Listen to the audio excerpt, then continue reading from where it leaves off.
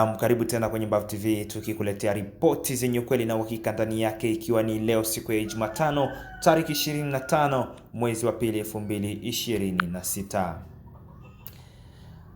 Taarifa za hivi karibuni zinasema kuwa leo zinasema kuwa Sultani Makenga apoteza maisha, ambaye alikuwa ni kamanda mkuu wa vikosi hivyo vya M23, na taarifa kutoka vyanzo mbalimbali zimethibitisha kuwa kamanda huyo wa vikosi vya M23 ambaye ni bwana Sultani Makenga amepoteza maisha usiku wa kuamkia leo tarehe 25 mwezi wa pili 2026 kutokana na majeraha makali aliyoyapata kwenye mashambulizi yaliyofanyika huko Rubaya, mashambulizi ambayo yalipigwa kupitia droni za serikali ya Jamhuri ya Kidemokrasia ya Kongo, ambayo imeweza kuwaua maasimu ama maafisa wengi wa waasi wa M23 AFC, ikiwemo msemaji wao William Goma. Baada ya kiongozi huyo kupata majeraha makali na kuwa katika hali ya mahututi, aliwahishwa hospitali ili kujaribu kuokoa maisha yake, juhudi ambazo zilimgonga mwamba muda huo.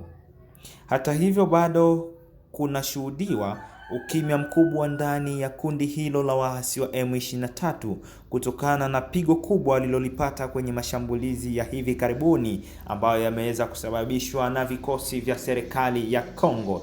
Limejiri baada ya siku kadhaa ya misukosuko na misururu ya mashambulizi ya droni inayofanyika mara kwa mara. Mauaji hayo yamejiri wakati juhudi za kusaka amani zinaendelezwa huko Qatar zikiendelea, ambapo Kinshasa na M23 zimesahini makubaliano ya pamoja na kuanzishwa kwa kikosi cha uangalizi. Kikosi hicho kitajumuisha pia waangalizi kutoka Qatar, Marekani pamoja na Umoja wa Afrika. Katika tukio jingine, mpaka kati ya Jamhuri ya Kidemokrasia ya Kongo na Burundi ulifunguliwa tena jana Jumatatu baada ya kufungwa kwa zaidi ya miezi miwili. Taarifa hiyo imethibitishwa na maafisa wa Kongo na polisi wa Burundi ambao wamezungumza na shirika hilo la habari.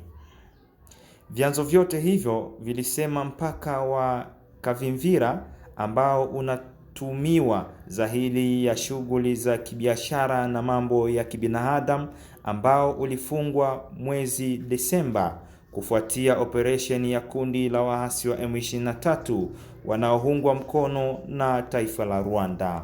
Kikosi cha walinda amani cha Umoja wa Mataifa kimewasili katika mji wa Uvira ulioko mashariki mwa Jamhuri ya Demokrasia ya Kongo, ambako kumekuwa na mvutano mkubwa kwa ajili ya kuandaa mpango wa kutuma timu ya ufuatiliaji wa kusitisha kwa mapigano.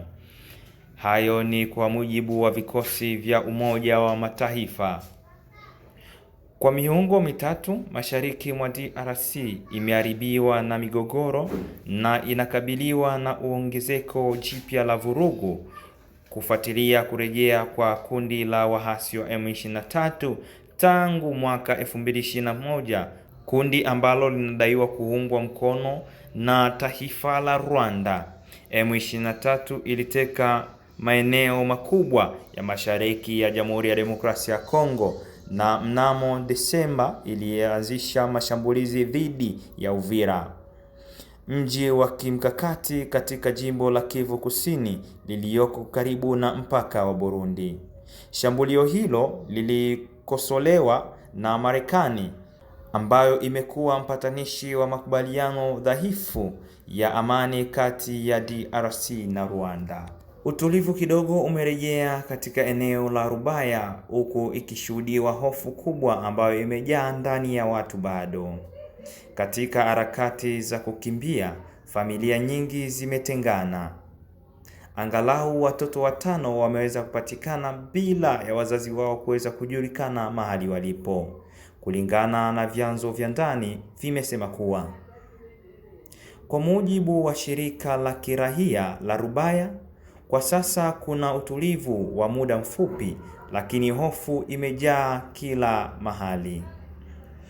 Mwanachama wa shirika la kiraia wa Rubaya amesema hivi: ni taharuki jumla, si Rubaya tu bali pia Ngungu na Kinigi. Kuna utulivu wa muda mfupi unaoendelea, lakini kuna majeruhi wengi na wazalendo wako karibu na Rubaya katika maeneo ya Runingi, Ngokwe na Kinigi.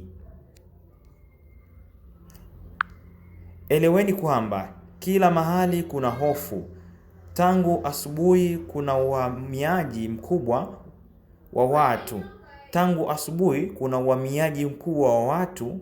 Jana usiku pia kulikuwa na watu wengi wakikimbia, lakini hatuijui kama kulikuwa na wanajeshi au raia waliokimbia vita hiyo. Na tukielekea huko Fizi, inaripotiwa kwamba mapema asubuhi ya Jumatano tarehe 25 mwezi wa pili 2020, kikosi maalum cha wazalendo huko Kivu ya Kusini ikiongozwa na Lieutenant General Delphin Kalembe Ngomanzito kilizindua mashambulizi katika eneo la Timbiangoma, kilomita chache kusini mwa Minembwe, katika eneo la Fizi, kundi Mutambala katika nyanda za juu.